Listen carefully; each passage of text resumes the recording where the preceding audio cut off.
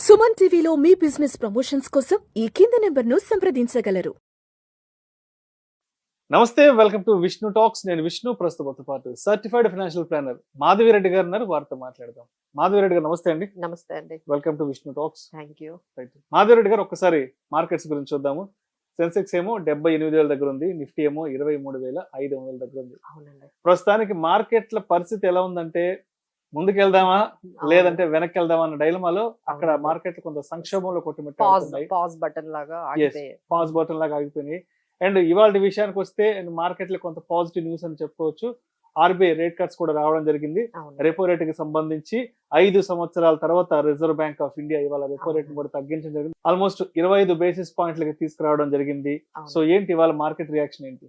So ఈ అందరూ expect చేశారండి, అంటే 25 బీపీఎస్ పాయింట్స్ అయితే తగ్గిస్తారని. యునానిమస్ గా ఈసారి మనకి ఫస్ట్ టైం మన న్యూ గవర్నర్ సంజయ్ మల్హోత్రా వాళ్ళ అంటే ఆయన డైరెక్షన్ లో ఫైనల్లీ మనకి ఆ 25 బీపీఎస్ పాయింట్స్ ఏదైతే ఉందో బేసిస్ పాయింట్స్ అయితే తగ్గించారండి. ఇప్పుడు అది 6.25 అయింది. ఇప్పటి వరకు మనకి రెపో రేటు 6.5%. సో మనకి ఏంటంటే ఇది ఒక 5 ఇయర్స్ నుంచి అంటే అది తగ్గించట్లేదు. ఒక 3 ఇయర్స్ నుంచి ఎస్పెషల్లీ ప్రతి రెపో మానిటరీ పాలసీ అయినప్పుడంతా మనం డిస్కషన్ చేయడము, వాళ్ళు తగ్గించకపోవడం ఇలానే జరుగుతుంది. But this time slower growth అనేది, జీడిపి గ్రోత్ అనేది ఎప్పుడైతే తగ్గిపోతూ ఉందో వాళ్ళకి ఇంకొక ఆప్షన్ లేదండి. So they have to accelerate growth ని ఎలా అయినా పెంచాలి, మార్కెట్ లో కొంత లిక్విడిటీని ప్రొవైడ్ చేయాలి.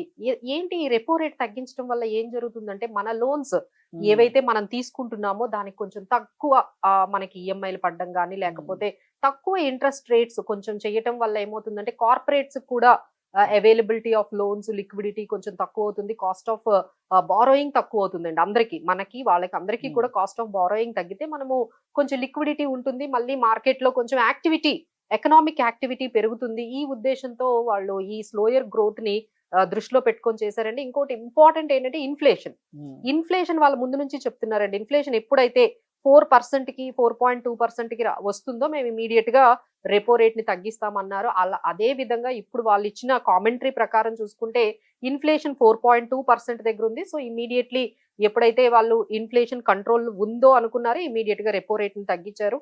ఓన్లీ కన్సర్న్ అంతా కూడా ఇప్పుడు మనకి అంతా స్ట్రగుల్ అవుతుంది, ఐదర్ మార్కెట్ కానీ బయట కానీ మన అందరం కూడా స్ట్రగుల్ అవుతుంది ఏంటంటే స్లోయర్ జీడిపి గ్రోత్. అది ఎక్స్పెక్ట్ చేసినంతగా రావట్లేదండి. వాళ్ళ ఎక్స్పెక్టేషన్ కూడా ఈ రోజు కామెంటరీలో 6.5% అనేది కొంచెం తక్కువేనండి. అందుకంటే మార్కెట్స్ అందుకని ఈ రోజు కొంచెం అలా మిక్స్డ్ గా ఫ్లాట్ గా మార్కెట్స్ ఉండిపోవడానికి కారణం ఏంటంటే మన జీడిపి గ్రోత్ అంటే 26 ఎక్స్పెక్టేషన్ కూడా 6.9 అంతకు మించి వెళ్ళకపోవచ్చు అనేది వాళ్ళే కామెంటరీ ఇవ్వగానే markets have taken certain pause అని చెప్పొచ్చండి. సో దీన్ని ఈ జీడిపి గ్రోత్ ని యాక్సిలరేట్ చేయడానికి అయితే మనం అన్ని మెజర్స్ తీసుకున్నాము. రీసెంట్ గా బడ్జెట్ లో మనకి 1 lakh crore వాళ్ళు వదులుకొని గవర్నమెంట్ ట్యాక్సెస్ రూపంలో మన అందరి చేతిలో ఆ 1 lakh crore పెట్టారు. సో దట్ మనం అందరం కూడా ఆ బెనిఫిట్ ఏదైతే ట్యాక్స్ మనకి ద్వారా వచ్చిన బెనిఫిట్స్ ఉందో దాని ద్వారా మనం కన్సంప్షన్ చేస్తాము, మళ్ళీ ఎకనామిక్ యాక్టివిటీ పెరుగుతుంది. ఇది ఒక మెజర్ తీసుకుంటే ఇంకొక మెజర్ ఈ రోజు అండి. So back to back the government is taking lot of measures. లిక్విడిటీని పెంచి యాక్టివిటీని పెంచాలి, కార్పొరేట్ ఎర్నింగ్స్ అప్పుడే పెరుగుతాయి. కన్సంప్షన్ స్టోరీ వైపు అయితే మన ఇండియన్ ఎకానమీ అయితే చాలా ఫాస్ట్ గా అడుగులు వేస్తుందండి. బట్ దీని ఇంపాక్ట్ ఏదైతే మనకి ఇప్పుడు ట్యాక్సెస్ తగ్గించారో లేకపోతే రెపో రేట్ తగ్గించారో ఈ ఇంపాక్ట్ అంతా చూడడానికి అయితే ఒక క్వార్టర్ టైం మనం వెయిట్ చేయాలండి. So maybe we are expecting after 1 or 2 quarters ఈ ఇంపాక్ట్ అనేది మనకి కనిపిస్తుంది. So that again markets will flourish. అప్పటి వరకు అయితే కొంచెం ఈ పాజ్ లోనే మనకి కనిపిస్తాయండి. అగైన్ ఇప్పటికి కూడా కొన్ని Q3 ఎర్నింగ్స్ మనం చూసుకుంటే కొన్ని డిసప్పాయింటెడ్ రిజల్ట్స్, ఐటీసీ కూడా కొంచెం డిసప్పాయింటెడ్ రిజల్ట్స్ ఇచ్చింది, ఎస్బీఐ కొంచెం మిక్స్డ్ గా ఉంది. సో Q3 ఎర్నింగ్స్ కూడా ఇంకొంచెం మిక్స్డ్ గా ఉన్నాయండి. అవి కానీ ఎప్పుడైతే మనకి కార్పొరేట్ ఎర్నింగ్స్ కొంచెం పాజిటివ్ గా వస్తాయి immediately FIs also will come back and మన మార్కెట్స్ కూడా కొంచెం ముందుకు వెళ్తాయని ఎక్స్పెక్ట్ చేస్తున్నాం. సో మొత్తానికి రిజర్వ్ బ్యాంక్ ఆఫ్ ఇండియా 5 సంవత్సరాల తర్వాత అవునండి ఈ రెపో రేట్ ని తగ్గించడం జరిగింది. సో దీని ద్వారా ఎవరైతే హోమ్ లోన్లు కడుతున్నారో వారికి కొంత అవును. వడ్డీ రేట్లలో కొంచెం తగ్గుదల Definitely కనిపించే అండి. అవకాశం కూడా ఉంటుందంటారు. సో ఇదేంటంటేనండి మనం చాలా మంది మాకు కూడా క్లయింట్స్ Hmm. చెప్తూ ఉంటారు, ఎగ్జాంపుల్ మీకు హోమ్ లోన్ ఉంది, Hmm. మీకు ఈ రెపో రేట్ ఇంపాక్ట్ చూపిస్తున్నారా లేదా అని తెలియడానికంటే మీరు ఒకసారి బ్యాంకుకు వెళ్తే మంచిదండి. బ్యాంకుకు వెళ్ళి మన ఈఎంఐ ఎంత ఉంది, మన ఈఎంఐ తగ్గించారా, లేకపోతే ఏమైనా నంబర్ ఆఫ్ ఇయర్స్ ఏమైనా తగ్గించారా, అసలు ఈ ఇంపాక్ట్ మనకి ఏమైనా చూపించారా లేదా అనేది అయితే మనం ఒకసారి బ్యాంకు కూడా పర్సనల్ గా వెళ్ళి మన ట్రాక్ చేసుకుంటే బాగుంటుందని మా అడ్వైజ్. అండ్ అదే విధంగా ఒకసారి మార్కెట్ల గురించి కూడా కొంచెం డెప్త్ గా మాట్లాడుతున్నాం. ఎఫ్ఐల సెల్లింగ్ మాత్రం అసలు అవునండి. ఏమాత్రం ఆగడం లేదు. ఆల్మోస్ట్ ఒక 4-5 నెలల నుంచి అసలు వాళ్ళ దోవలో వాళ్ళు ఉన్నారు, వాళ్ళ బాటలో వాళ్ళు అవునండి, ఉన్నారు. అవును. ఎక్కడ కూడా సెల్లింగ్ అనేది రావట్లేదు. ఎందుకంటారు? ట్రంప్ ఎలక్షన్స్ అయిపోయినాయి తర్వాత, అంటే మార్కెట్ కి సంబంధించిన పెద్ద పెద్ద మేజర్ ఈవెంట్స్ అంతా కూడా కంప్లీట్ అయిపోతున్నాయి. అయిపోయినాయి. అవును, అయినా కూడా ఎందుకు వాళ్ళ వైఖరి, వాళ్ళ ధోరణి మారట్లేదు మన ఇండియన్ మార్కెట్స్ పట్ల? డెఫినెట్లీ అంటే మనం కొంచెం ఒక స్టడీ చూస్తే అక్టోబర్ లో అయితే ఒక్క రోజు కూడా వాళ్ళు బై చేయలేదండి. అక్టోబర్ మొత్తం సెల్ చేశారు. నవంబర్ లో 3 డేసే బై చేశారు వాళ్ళు, మిగతా అన్ని రోజులు సెల్ చేశారు. అలానే డిసెంబర్ కి వస్తే 6 డేసే బయర్స్ గా ఉన్నారు, మిగతా అంతా సెల్లింగే చేశారు. ఇక జనవరిలో అయితే ఒక్క రోజు అండి వాళ్ళు బై చేసింది మన మార్కెట్ లో, మిగతా అంతా కూడా they have turned in to sellers. So ఇప్పుడు ఏంటి అంటే వాళ్ళు బయ్యర్స్ గా అయితే టర్న్ అవడం కనిపించలేదు, కానీ ఇంటెన్సిటీ తగ్గిందండి.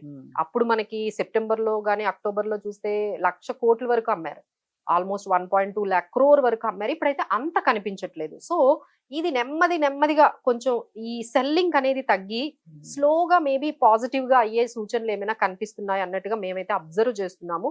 But intensity of selling, number of volumes అయితే ఎఫ్ఐఐస్ అయితే కొంచెం తగ్గాయండి. బట్ వీళ్ళు టర్న్ అవుట్ అవ్వడానికి బయర్స్ గా అయితే దేర్ ఆర్ మెనీ థింగ్స్ అండి. ఒకవైపు ట్రంప్ ఇంపాక్ట్ అయితే అంత గ్లోబల్ మీద అంతా ఉంది, అలానే మన ఇండియన్ కంపెనీస్ మీద కూడా గానీ మన ఇండియా ఎకానమీ మీద కూడా ఉంది. ఎందుకంటే టారిఫ్స్ ఉన్నాయి కదండి.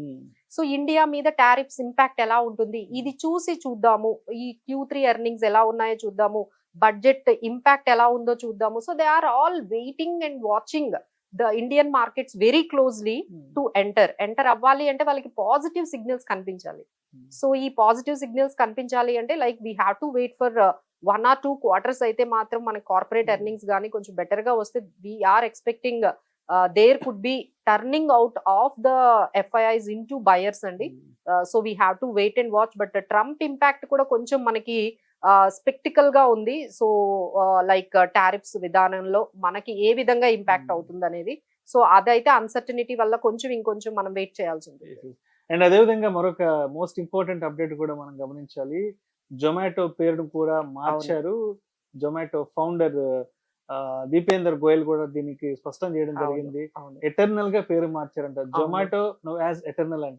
సో దీనికి సంబంధించిన డీటెయిల్స్ కూడా చెప్పగలరు? డెఫినెట్లీ అండి. ఇప్పుడు మనము బయట జొమాటో అనేది ఏం పేరు మార్చరండి. అంటే మీరు ఏదైనా ఆర్డర్ చేసుకున్నారనుకోండి అది జొమాటో గానే ఉంటుంది. ఈ చేంజ్ ఎవరికంటే మీకు నాకంటే ఈ స్టాక్ మార్కెట్ లో ఎప్పుడైతే మనం ఆర్డర్ పెడతామో, ఇప్పుడు మీరు జొమాటో అని పెడితే మీకు అక్కడ స్క్రిప్ట్ కనిపిస్తుంది. స్టాక్ మార్కెట్ కి సంబంధించి అప్డేట్. బయట మాత్రం వాళ్ళు ఏమి చేంజ్ మీ యాప్ లో గానీ ఎక్కడ మీకు ఎటర్నల్ అనేది ఏం కనిపించదు. ఓన్లీ స్టాక్ మార్కెట్ వరకు మీకు ఎటర్నల్ లిమిటెడ్ అనేది మీకు కనిపిస్తుంది. స్టాక్ నేమ్, స్క్రిప్ట్ నేమ్ అంటారు, ఆ నేమ్ తో ఉంటుంది. సో మీరు ఎవరైనా మళ్ళీ సెల్ చేసేటప్పుడు ఏంటి మన స్టాక్ కాదు, ఇదేంటి జొమాటోనా కాదా అనే డౌట్ లేకుండా మనం అందరం అప్డేట్ చేయొచ్చు. So only this is for మన ట్రేడింగ్ కి కానీ లేకపోతే ఈ బయింగ్ సెల్లింగ్ చేసే వాళ్ళకి జొమాటో నేమ్ చేంజ్ అనేది కొంచెం అలవాటు అవ్వాలండి. ఈ ఎటర్నల్ లిమిటెడ్ అంటే వాళ్ళకి గ్రూప్ ఆఫ్ స్టాక్స్ ఉన్నాయి. అంటే బ్లింకిట్ ఉంది, జొమాటో ఉంది, ఇంకా వాళ్ళు మిగతా ఎంటర్టైన్మెంట్ లో కూడా అంటే they are having different businesses. అన్ని వర్టికల్స్ లోకి వాళ్ళు ఎక్స్పాండ్ చేస్తున్నప్పుడు వాళ్ళు ఏం చేశారంటే అన్నిటికీ కలిపి ఒక ఎటర్నల్ లిమిటెడ్ అనే దానికి ఫిక్స్ అయ్యారండి. అంతే. That is how the name change. Thank you so much Madhavi Reddy గారు.